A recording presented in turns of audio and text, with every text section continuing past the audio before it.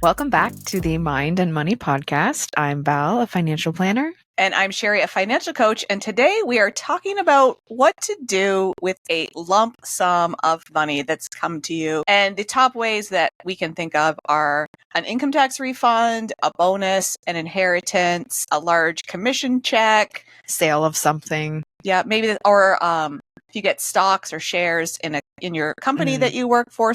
Basically, unplanned, maybe not unplanned, but any larger amount that's come into your personal finances. And what is the best plan for you to do with that? There's so many options, Sherry. There's so many ways we could go. And the biggest caveat is it depends, which is our favorite word. It depends. 2 words. It depends on your situation. It depends on what type of debts you have, what type of goals you have. One piece that I always want to keep in mind is taxation. If it comes in from a taxable source, something like a bonus, then we need to keep in mind that that's going to be added to our taxable income. So strategies that might look like putting it into our RRSP for retirement. And that's kind of going into the weeds of it. But before we do that, let's look at the full picture. What type of debts do you have and what type of interest rates are they at? I would say is kind of one of those first places that we start. And what goals are on the horizon? Is there something that we know that, like, yes, everyone's like, yeah, vacation. I'm like, yeah, vacation. But what else? What does our savings look like? What does our security look like? There's also the emotional piece of money, especially often with inheritances. There's sometimes wishes or strings attached to it that we carry as well. A lot of the times, like I've had it with a couple clients where they're like, make sure you take some of this and do something with the grandkids, as an example. So, or spend this money in a way that you wouldn't normally spend money. Yes. And there's almost a paralysis that can come over us because it's like, okay, what do I do with this? And because there's so many directions, we just stay at the intersection because we're like, I don't know what to do. I don't know which way to go. So when you have clients that have this scenario, what do you look at, Sherry? We start by taking a step back and just knowing that we don't have to do something with the money immediately. So however that money came to you, knowing that it's okay to pause until you have an answer or a direction that feels right, which can sometimes be really uncomfortable, especially if you are carrying high interest debt and you have a chunk of money that came in and you feel the pull to immediately put it towards your debt or to a specific debt, but also knowing that it's not all or nothing. If you have goals to pay off debt and maybe you get a $3,000 income tax return, which can be a big chunk of money to a lot of people, and thinking, well, I should just put it all towards my debt. But I encourage you to think about how can you prepare so that you're not in a position to take on more debt, but also how can you use that money to add value and bring a little joy to your life. So maybe if in this example where it's $3,000, maybe you put $1,000 towards debt, you put $1,000 in an emergency savings fund, and you have $1,000 where you decide, I'm going to do something or purchase something with this that is going to make my life better, is going to bring me joy, bring my family joy, because that can feel really balanced. So think about what's important in your life and how the money can support that, or how the money, if you don't make the right decision, the right decision caveat, there is no right 100% decision. You're never going to know until you make it. Right. Just try something, have a plan, sit with that plan for a few days, and then maybe you change that plan before you actually take action. So have a timeline that encourages you to pause. So, and this can vary depending on the amount of money too. Think about how long does it make sense for me to wait before I take action with this money. I think encouraging that pause is advisable, and also understanding that it doesn't have to be all one. It can be multiple different goals that we use the funds towards. You don't have to attach it to all one, but often that money kind of can, for some people, like burn a hole in their pocket. They're like, okay, I've got to do something with this. What do I do with this? I need to action this. And it's like, okay, but take that breath, take that step. Let's see what makes the most sense. Yeah.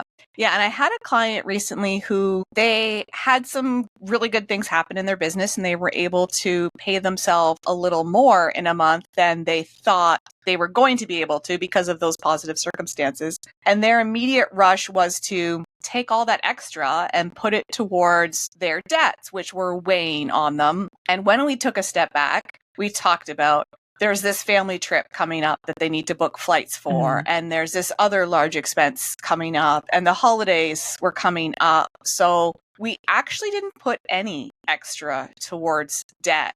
And initially, I could tell that they were feeling a little uneasy about that. But fast forward a month post holidays, and their response was, I am so glad that we did the things that we did with the money, because it allowed them to get through the holidays without having to use their credit card. It allowed them to have money set aside to book the flights for their family so that they could go on this larger family trip. So really taking a step back helped them see it was better for them at that time to designate the money for a specific purpose, but not take it and put it towards their debt. So it's all about the life situation and what you can reasonably anticipate is going to happen. We can't anticipate all of the things, but I do think putting some into a savings account, emergency savings account, if you don't have any, is something that you should really consider, because when you do have a little bit of money there protecting you when an emergency happens, the emergencies feel a lot different, but they also tend to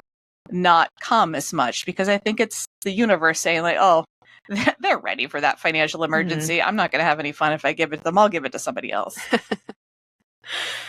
Encouraging the pause, taking that step, not having to do something with it, and looping in an expert to potentially also help you see what makes the most sense, being strategic with it, taking into account the emotions, and ensuring that that expert that you're having help is you focused, not them focused. Because a financial advisor might come in and say, you should invest it all over here. Well, that might not be like that. You need someone that listens to you and asks the right questions before giving some hard and fast solution that benefits them and benefits you, but doesn't align with you. And if you think you want to do something and put it all towards something specific, say you want to put it all towards your debt, you're really motivated, you're close to getting a debt paid off, put a chunk of that towards debt. Maybe take half of it and put it towards debt, and then soak on it for a little bit and see how you feel. And maybe you feel like, half towards debt was really good and that allowed me to pay a big chunk of it off, but I want to do something for myself with this other half of it. So experimenting with it. You can decide as you go by taking steps with putting the money towards something specific. But I really encourage you to take a step back. I know we say this all the time, but if you don't have clarity around your money, you don't know what your monthly expenses look like or what your annual expenses look like, take a little bit of time and put some work into seeing that clarity, because maybe you see, oh shit, there's a reason my credit card debt is creeping up. And that's because with my current expenses, I'm actually spending $300 more a month than what I earn. And then in that case, maybe that money just becomes your safety net, depending on how much of it there is, so that you have that $300 stashed away for 2, 3, 4 months. And that can allow you to work on increasing your income or decreasing your expenses so that you do have a balanced budget.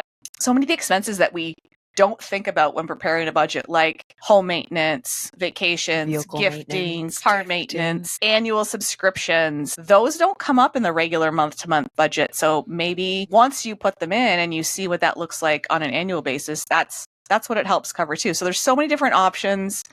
No one answer. Like sometimes I wish we could just say, this happened, do this. Yeah, for everyone, do this. But the only step that we would like that makes sense is pause, see what your goals are, take a look at your picture. And from there, and asking someone else what they would do, because we always like the answers are within us. We know ourselves best, but we always, want to see what other people are doing. And their situation is so different. It's not wrong to talk about it, but they might say, oh, I put all mine towards my RSP, or I put that chunk down on my mortgage. That was great for them, but it might not be the solution for you. And if you're feeling lost, take a bit of time, go somewhere quiet where you can think with a journal and just brainstorm. What are all of the things I would like to do? Yeah, do a good brain dump. Yes. And dump them all out, and then take a minute to pause and then go back and review them and kind of like leave a little space between all of your ideas, and then go back and write how it would feel if you put the money towards that. Yep. Think like in the future, if you did this, and visualize, okay, how do I feel? What am I doing differently or not differently? And then see what has the greatest impact.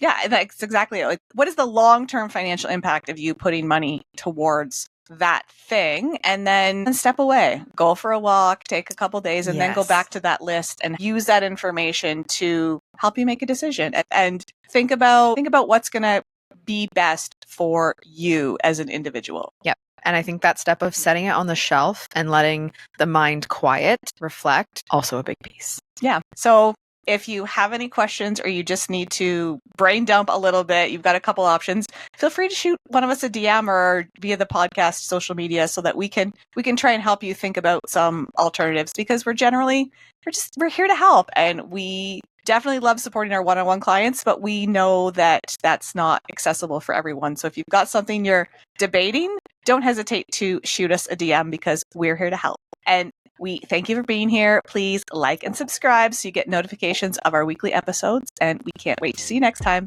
on the Mind and Money Podcast.